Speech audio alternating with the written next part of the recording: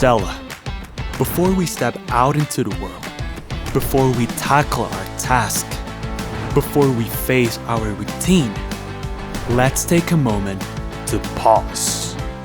But first, let go of all past pretense. Let God make all things new. Let us trust in the God's plan for us. Let us move forward to embrace the hope and future He promised. Jeremiah 29 verse 11. The Lord says, "For I know the plans I have for you, plans for peace and well-being and not for disaster, to give you a future and a hope." Let the peace and grace of God direct the steps of the righteous. Shalom semuanya lagi. Apa kabar semua? It's good to be back here untuk bisa bersama-sama dengan kalian semua. Hari ini saya masih membawakan tema yang sama sesuai tema pegangan dari FGF yaitu But First ya. Hari ini kita melanjutkan dari ayat yang ke-13, Yosua 5 ayat ke-13 dikatakan, kita baca sama-sama yuk, cuma 3 ayat, 1, 2, dan 3. Ketika Yosua dekat Yeriko, ia melayangkan pandangnya. Dilihatnya seorang laki-laki berdiri di depannya dengan pedang terhunus di tangannya. Yosua mendekatinya dan bertanya kepadanya, "Kawankah engkau atau lawan?" Lanjut, jawabnya, "Bukan, tetapi akulah panglima bala tentara Tuhan. Sekarang aku datang." Lalu sujudlah Yosua dengan mukanya ke tanah, menyembah dan berkata kepadanya, "Apakah yang dikatakan kepada hambanya ini?" dan panglima bala itu kata kepada Yosua, "Tanggalkanlah kasutmu dari kakimu, sebab tempat engkau berdiri itu kudus." Dan Yosua berbuat demikian. Amin. Mari kita bersatu dalam doa. Terima kasih Bapak, kami ucap syukur Tuhan kalau hari ini Tuhan kami bisa mendengar firman-Mu. Biarlah firman ini bisa menjadi sederhana mungkin ya Tuhan, bisa diterima dalam hati kami semua ya Tuhan. Biar firman juga bagaikan pedang bermata dua yang menusuk setiap hati kami ya Bapak. Terima kasih Tuhan, pakai hamba-Mu ya Tuhan dengan baik ya Tuhan untuk bisa menyampaikan firman ini. Terima kasih Bapak, in Jesus name we pray, amin. Shalom teman-teman, sekali lagi judul saya pada hari ini adalah Choosing Sides. Ayo katakan kanan kiri, Choosing Sides. Choosing Sides ya. Pernah kita waktu kecil ya, ketika SD gitu kan, kita main habis kelas, terus kita istirahat main, terus kita main yang namanya main apapun lah, tapi kita punya yang namanya 2 kapten gitu ya, masing-masing gamsuit gitu ya. Ayo kamu pilih siapa gitu kan. Biasanya kan yang dipilih adalah dari yang paling jago dulu ya. Yang paling jago sampai akhirnya yang terakhir tuh biasanya namanya anak bawang ya. Ya terserah deh mau ngambil yang mana gitu ya. Nah itu adalah merupakan pandangan kita mengenai ketika kita berteman atau apa, kita selalu mencari yang namanya mencari choosing sides gitu. Kayaknya seperti Yosua juga ketika dia bertemu dengan si orang ini, dia kan, "Are you friend? Are you a foe?" gitu. Istilah kita juga kadang-kadang, "Kamu teman saya apa bukan?" gitu. Ya kan? Kadang-kadang kita menganggap bahwa semua orang tuh yang harus berada di pihak kita untuk bisa menjadi teman gitu ya. Nah, tapi ketika Yosua berkata ini kepada Tuhan, dikatakan, "Are you friend or foe?" Apa yang dikatakan oleh Tuhan?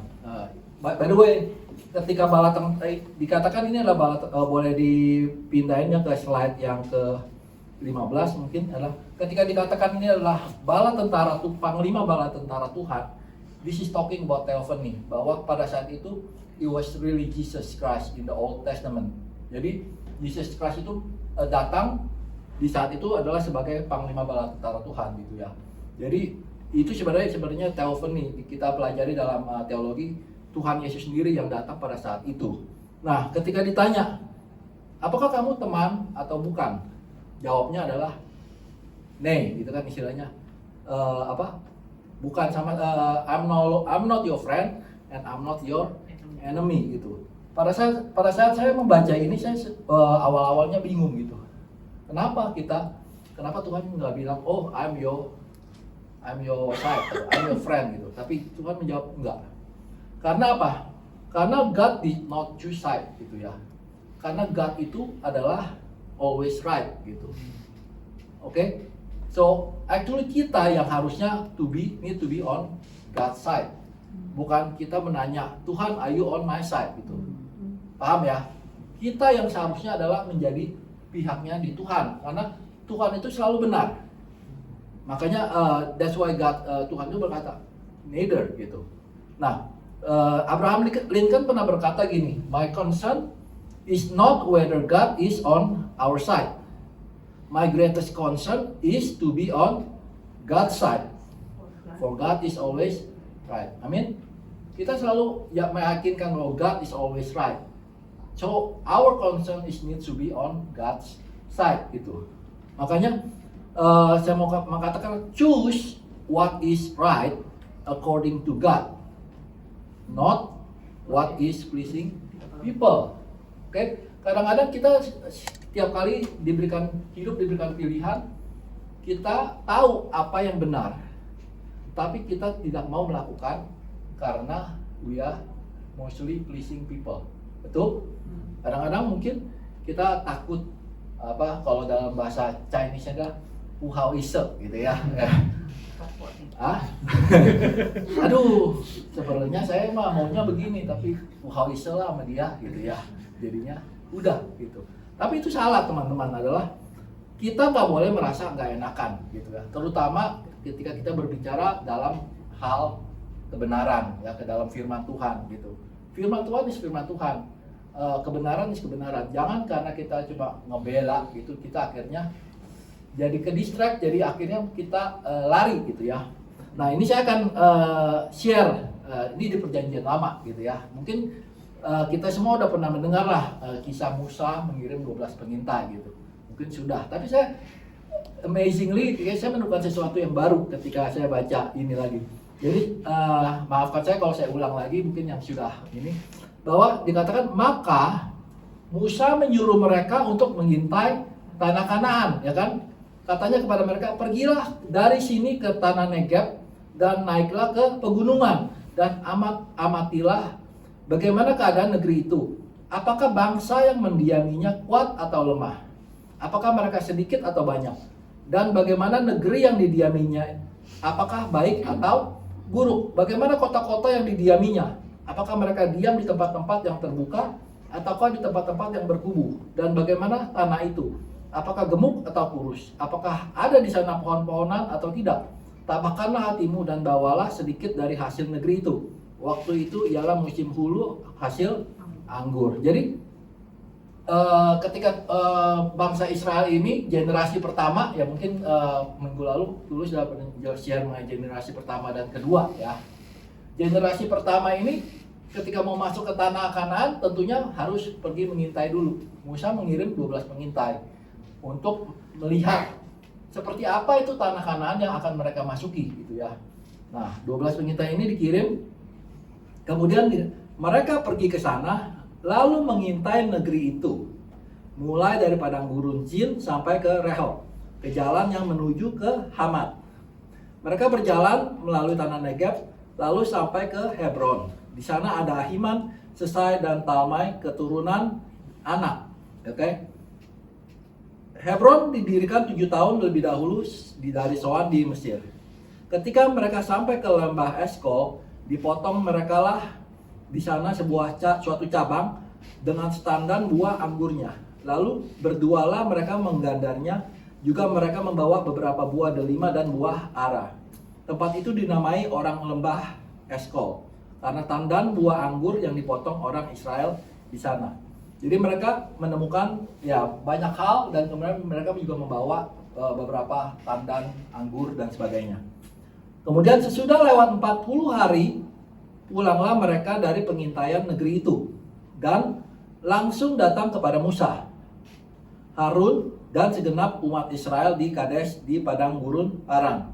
Mereka membawa pulang kabar kepada keduanya dan kepada segenap umat itu, memperlihatkan kepada sekaliannya hasil negeri itu. Mereka menceritakan kepadanya, kami sudah masuk ke negeri kemana kau suruh kami, dan memang negeri itu berlimpah-limpah susu dan madunya, dan inilah hasilnya. Oke, so this is fakta. ketika 12 orang pengintai itu pergi, mereka pulang membawa yang namanya fakta. Betul? Faktanya apa? Ini fakta yang pertama, yang positif, bahwa negeri ini memang berlimpah-limpah susu dan madunya. Benar ya, fakta ya. Lanjut di ayat 28 bahwa hanya dibilang bangsa yang diam di negeri itu kuat-kuat dan kota-kotanya berkubu dan sangat besar. Juga dibilang keturunan anak telah kami lihat di sana. Begitu ya. Orang Amalek diam di tanah Negeb, orang Het, orang Yebus, orang Amori diam di pegunungan, orang Kanaan diam di sepanjang laut dan di sepanjang tepi sungai Yordan. Saya in Inggrisnya, in NLT saya lebih suka kalau but the people living there are powerful and their towns are large and fortified. We even saw giants there, dibilang. The descendants of Anak. The Amalekites live in the Negev, and the Hittites, the Jebusites, and the Amorites live in the hill of country. The Canaanites live along the coast of Mediterranean Sea and along the Jordan Valley. Fakta berikutnya, kayak kita sekarang lagi ngomongin soal fakta dulu. Faktanya apa? Bahwa memang orang yang tinggal di sana itu powerful, gitu kan, kuat. Dan kota-kotanya besar, gitu, large and fortified. They even saw giants. Dibilang ada giants di sana, dibilang. Tapi kan nggak banyak, ada giants dan ada banyak orang-orang seperti Amalekites dan lain-lainnya tinggal di beberapa daerah. Oke, ini fakta. Oke. Nah, setelah ini fakta ini diberikan oleh si Joshua dan Kaleb dan seluruh timnya, betul? Ketika kemudian didengar oleh orang-orang Israel di ayat 30 dikatakan kemudian Kaleb mencoba menenteramkan hati bangsa itu di hadapan Musa. Katanya, tidak, kita akan maju dan menduduki negeri itu sebab kita pasti akan mengalahkannya. Tetapi orang-orang yang pergi ke sana bersama-sama dengan dia berkata, kita tidak dapat maju menyerang bangsa itu karena mereka lebih kuat dari kita. Saya mau mengajak Anda, kita untuk sama-sama flashback ke masa pada saat itu. Jadi pada saat orang-orang pembawa report ini membawakan yang namanya fakta. Fakta itu benar ya, the truth. Istilahnya apa yang mereka fakta. Yang terjadi adalah kemudian orang-orang ini ribut. The Caleb tried to quiet the people. Terjadi yang namanya udah mulai kasak-kusuk gitu ya di antara para orang-orang. Wah gila, ada orang raksasa gitu ya. Ada istilahnya mereka kan nggak melihat sendiri orang-orang ini laporannya, cuma berdasarkan fakta, cuma dengar kata-kata raksasa atau apa mereka sudah mulai panik. Tapi Caleb sebagai pemimpin dia mulai mencoba untuk menenteramkan, ya kan? Caleb try to quiet the people, ya kan?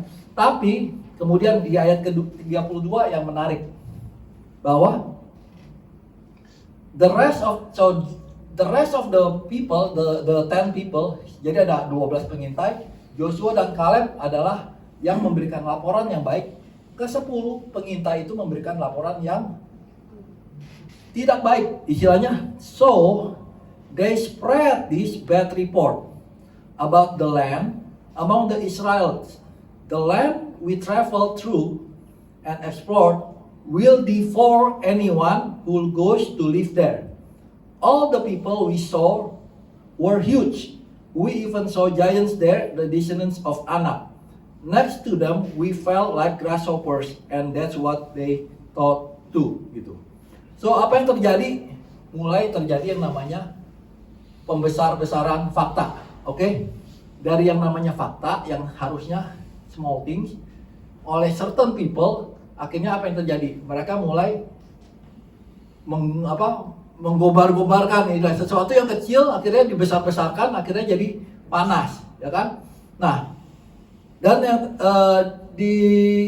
dikatakan they spread the bad report, gitu ya.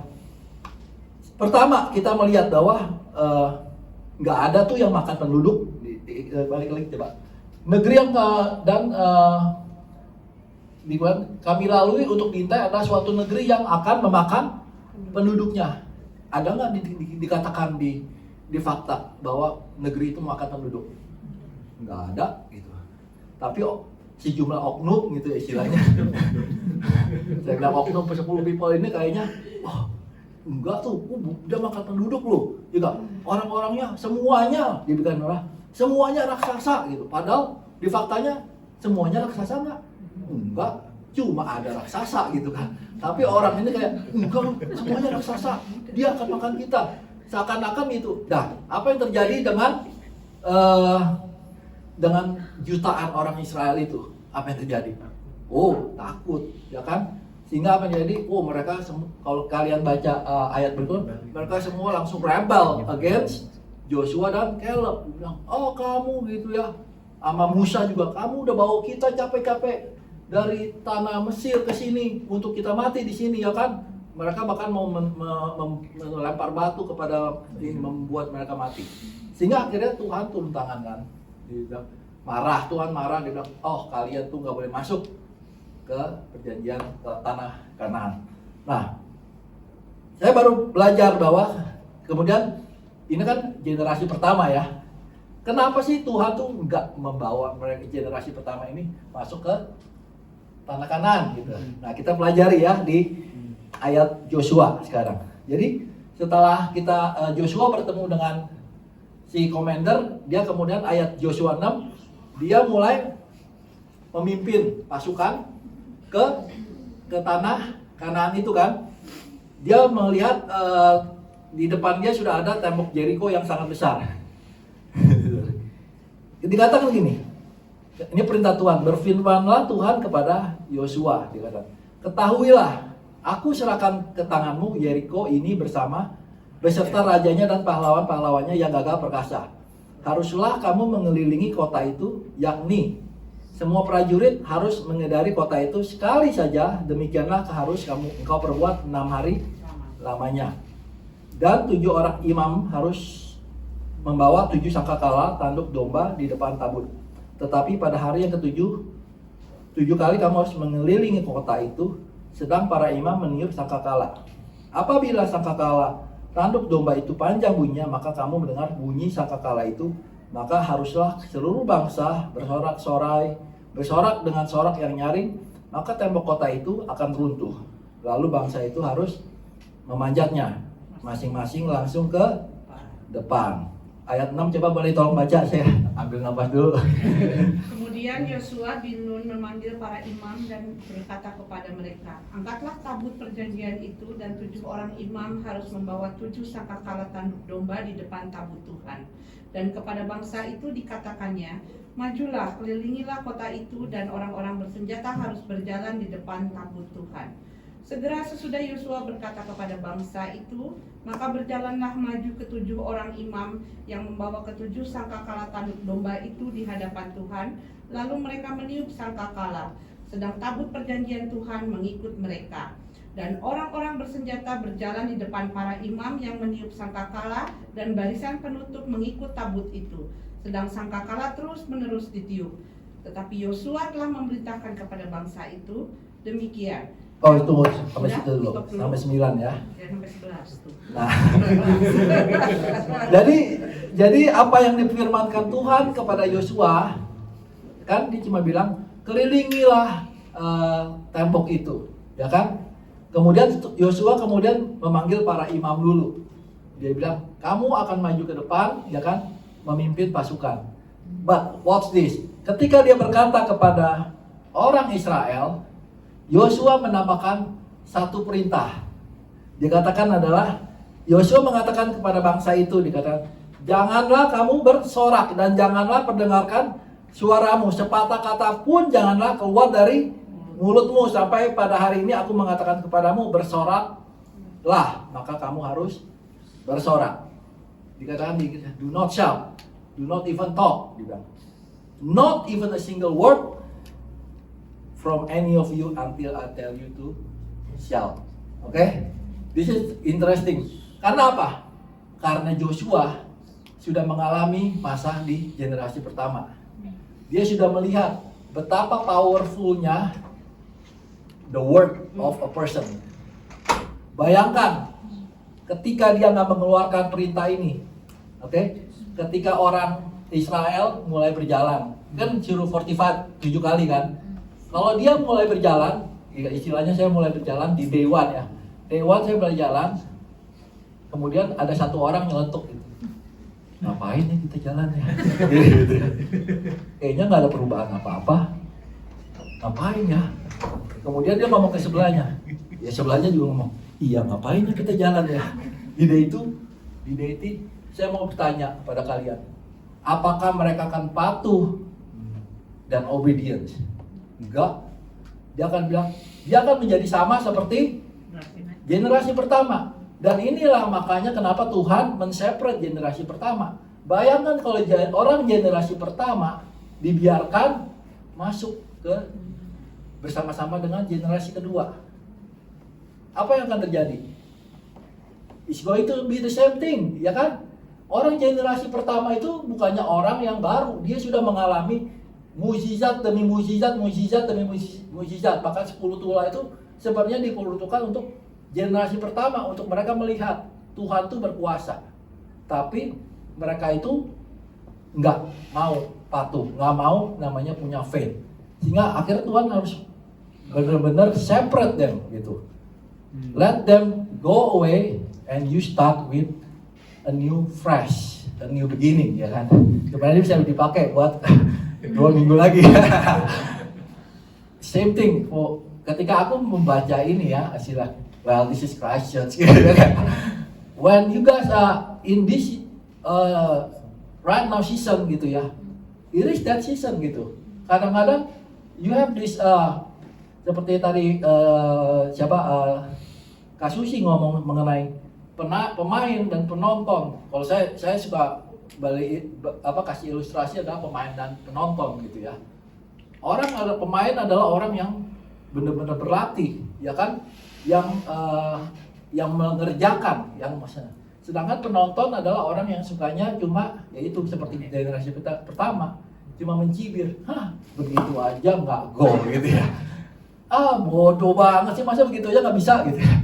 Coba lu main gitu ya, gitu.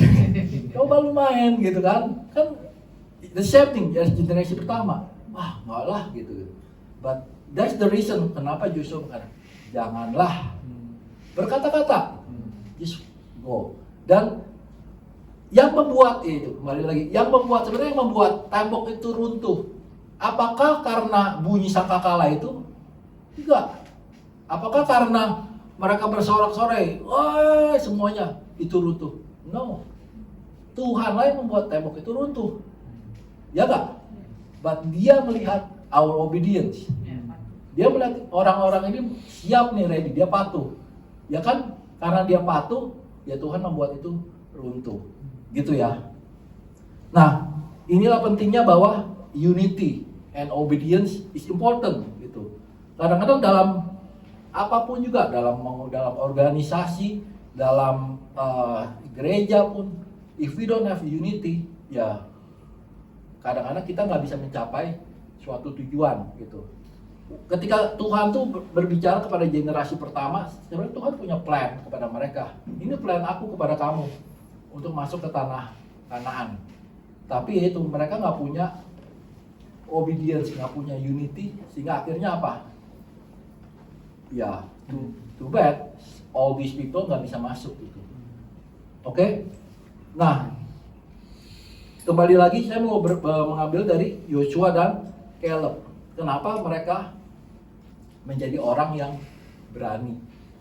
Padahal dia melawan jutaan orang loh.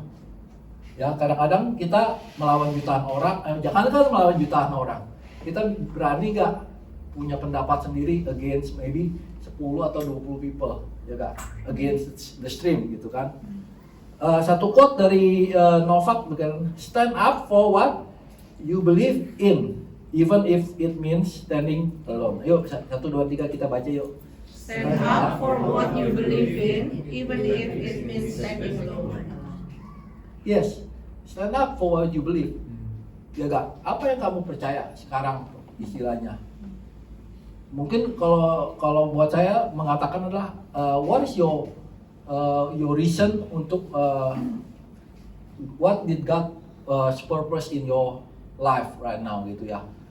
Mungkin setiap dari kita berada di Christchurch ya ada alasannya, kan? Something, atau kita menjadi orang Kristen untuk apa gitu istilahnya, untuk menjangkau orang-orang lain kah dan sebagainya ya. Nah, there's a purpose, there's always a God's plan in our life. Kita harus tahu itu dan kita harus berani menjalaninya. Kemudian saya mau berkata Caleb dan Joshua itu stand up for what they believe. Karena dikatakan nih di Joshua 14, Caleb mengatakan gini, a delegation from the tribe of Judah led by Caleb, son of Jephunneh the Kenizzite, came to Joshua at Gilgal. Caleb said to Joshua, remember what the Lord said to Moses, the man of God, about you and me and when we were at Kadesh Barnea. Kadesh Barnea is ketika dia di desert gitu ya. I was 40 years old when Moses, the servant of the Lord, sent me from Kadesh Barnea to explore the land of Canaan. I returned and gave an honest report. Gitu. Ini kata Caleb, I returned and gave an honest report. But my brothers who went with me frightened the people from entering the promised land. For my part, I wholeheartedly follow the Lord my God. So that day Moses solemnly promised me, the land of Canaan on which you were just walking will be your grant of land, and that of your descendants forever. Because, kita baca satu dulu. Because you wholeheartedly follow the Lord my God. Okay? So, Caleb wholeheartedly follow the Lord God. Meskipun jutaan orang menentang dia sendiri stand up bersama dengan Joshua. Now, as you can see, the Lord has kept me alive and well, as He promised for all these 45 years since Moses made this promise. Even while Israel wandered in the wilderness. Today I'm 85 years old. I am as strong now as I was when Moses sent me on that journey. And I can still travel and fight as well as I could then. So give me the hill country that the Lord promised me. You will remember that as scouts we found the descendants of Anak living there in great walled towns. But if the Lord is with me, I will drive them out of the land just as the Lord said. Bahwa Caleb berkata, yes, di tanah itu ada raksasa. Dikatakan, but if the Lord is with me, okay? If I'm with the Lord is with me, then we will be able to drive them out. Amin. Apa yang menjadi aplikasi buat kita, teman-teman? So, who do you believe in? Gitu ya. What do you believe in? Apa tujuan kita sebagai orang percaya? Apakah kita cuma menjadi orang percaya, cuma hanya ke gereja aja, is enough gitu ya? Atau kita punya suatu purpose sebagai orang percaya, ya kan? Saya selalu mengatakan bahwa kita punya, Tuhan tuh memberikan kita Great Commission, ya kan? Pergilah dan jadikanlah semua bangsa muridku, baptislah dan ajarlah mereka, ya kan? There's a Great Commission for all of us, gitu. Ini yang harus kita lakukan, bahwa kalau di retret kemarin ya kita belajar mengenai akhir zaman, istilahnya. Tuhan tuh udah mau datang, istilahnya. Ngapain lagi kita meribut-ributin, ya kan? Hal-hal yang nggak perlu. Just follow what is right according to Jesus, gitu ya. Yesus tuh maunya kita apa? Just follow what is right according to Jesus, gitu. Jangan kita mendengar-dengar orang-orang lain, gitu kan. Mendengar kabar kecil diperbesar hingga akhirnya kita menjadi sidetrack. Yang harusnya kita fokus dengan plan-nya Tuhan, tapi kita menjadi terdistract, akhirnya kita nggak kemana-mana. Amin. Poin yang kedua adalah saya mau sharing dari sini adalah always look at both sides of the story. Oke? Okay? Ayo katakan kanan kiri, senggol. Always. Senggol dulu dong gitu kan. Always look at both sides of the story. Jangan cepat baper gitu ya, katakan. Jangan cepat marah, jangan cepat baper ya. Jangan cepat ambil keputusan. Begitu dengar langsung, wah nggak benar tuh gitu ya. Santai gitu, slow gitu. Kata orang Medan, slow loh. Slow loh gitu ya. Di dalam James kan, we must all be quick to listen, slow to speak, and slow to get angry. This is happens not in only di sini gitu. Di mana-mana di gereja saya di Bali itu juga sama. Kadang-kadang saya mau sharing, kita hidup di zaman sosmed ya. Banyak orang tuh kalau punya apa-apa deh udah pokoknya ininya posting di sosmed gitu ya. Nah, tapi ini bukan dia orang ini jadi saya punya jemaat, salah satu jemaat saya lagi sakit gitu. Suaminya sakit, memang lagi sakit keras, masuk rumah sakit. Jadi istrinya cuma posting di sosmed dia bahwa dia posting foto dengan get well soon, dia nggak terus get well soon, bilang I love you honey gitu. Kemudian dibaca lah sama kita punya di sana juga ada ibu-ibu rempong. saya to be honest ya, kadang-kadang ibu-ibu ini sepertinya berlomba-lomba untuk menyampaikan informasi. Jadi kayaknya ada semacam kompetisi ya. Ya tak? Pokoknya siapa yang menaruh informasi pertama kayaknya dia puas banget. Tuh kan, itu dari gua gitu ya. Kemudian dia tulis apa teman-teman di grup WhatsApp? Rest in peace. Rest in peace. Terus ya namanya ya. Makanya kalian saya mau saya kasihatin. Jangan tuh yang namanya punya jempol forward ya kan. Jangan yang namanya jempol reply before you cross check. Jadi grup itu langsung mulai rest in peace. Itu orang istrinya di dalam loh. Aku sampai ngelihat kebetulan ini grup ibu-ibu. Gitu. Saya nggak di dalam situ. Kemudian saya mendapat laporan, Pak, emang si itu udah meninggal? Kak, itu di grup itu lagi rame, semuanya pada rest in peace. hapus gitu. Wah, itu kacau banget. Tahu nggak? Yang istrinya marah, gitu. Ini siapa nih? Gitu. Kita sampai keluarin itu semua yang 2 orang itu pokoknya 2, saya tahu udah 2 oknum gitu. Dia bilang, kamu saya keluarkan dari grup. Dia bilang, kamu itu grup apa? Ya makanya kembali lagi ya, join grup jangan nyampah gitu. Ini kamu itu kalau kasih informasi cross check dulu. Bayangkan orang belum meninggal kamu sudah rest in peace gitu ya. Wah, itu benar-benar kacau gitu. Ini yang saya mau dikasih tahu adalah, hey, jangan langsung baper, jangan langsung look at both side of the story. Kadang-kadang kita perlu mencerna dulu satu. Oke, what about from the other coin gitu? Karena setiap koin ada 2 sisi, betul? Sebagai leaders juga sama, ya kan? We need to learn to listen, to be humble gitu kan. Jangan kita juga act langsung. Slow down.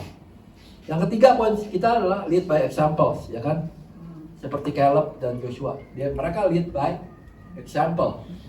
Karena mereka adalah pemimpin yang dipilih oleh Tuhan dari generasi pertama ke generasi kedua, gitu istilahnya.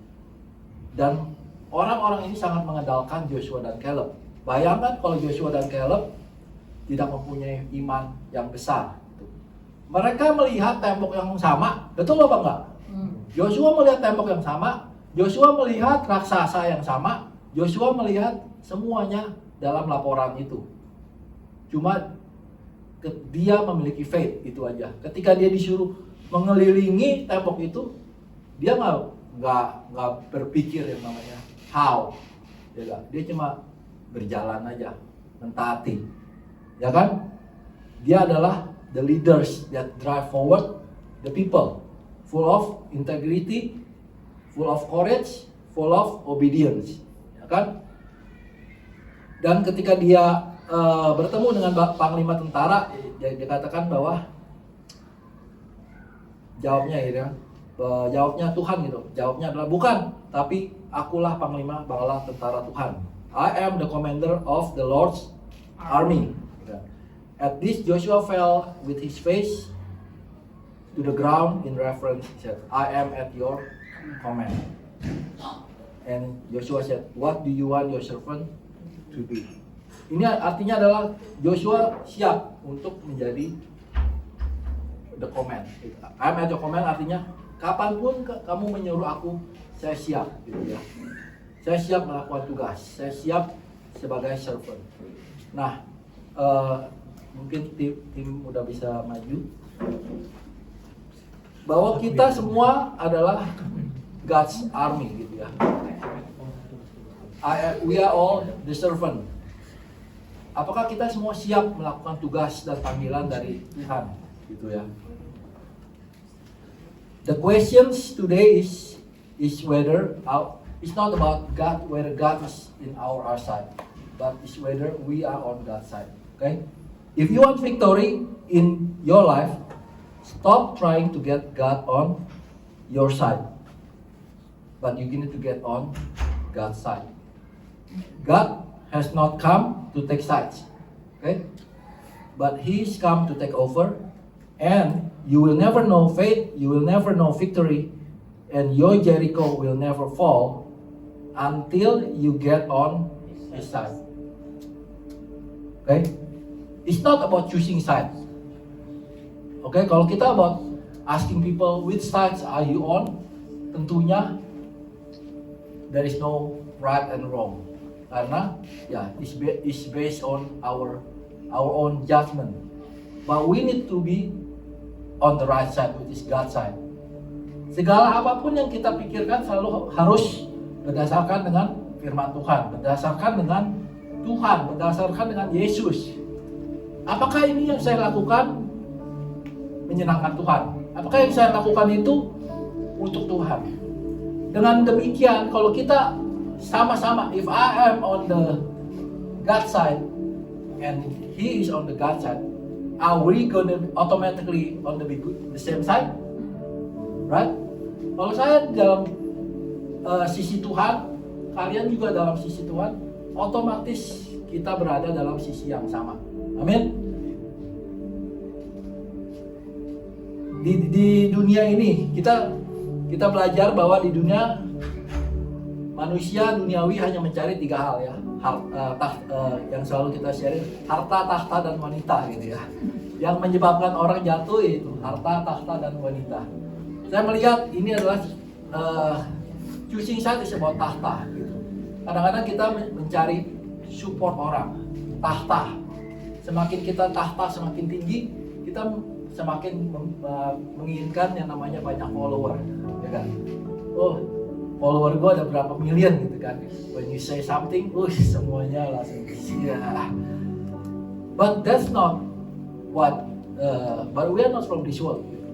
So buat kita tahta itu nggak penting, follower itu juga nggak penting. Dan kita harus tahu bahwa our enemy, ya kan, is not actually the people. Our enemy, we are fighting against flesh and blood. We are not fighting against flesh and blood enemies, but against evil rulers and authorities from the unseen world, against mighty powers in the dark world, and against evil spirit in the heavenly place. Kenalin musuh kita seperti Joshua, dia mengenal musuh. Oh, ketika dia melihat the Lord of Commander, dia bilang he surrender. Dia menjadi servant. Musuh kita yang sebenarnya adalah iblis, ya kan? That's our enemy. Jadi kepada orang-orang mungkin yang bikin kita kesal atau apa, ya udah forgive gitu kan. But we all back to the real side, yaitu Tuhan Yesus itu sendiri. Dan kita hanya follow Dia, mengikut Dia aja. Dan kita selalu tabur apa yang Tuhan Yesus ajarkan, apa yang menjadi firman dari Tuhan itu kerjakan aja. One day saya percaya orang itu akan sadar kalau dia mengikut Yesus juga. Amin.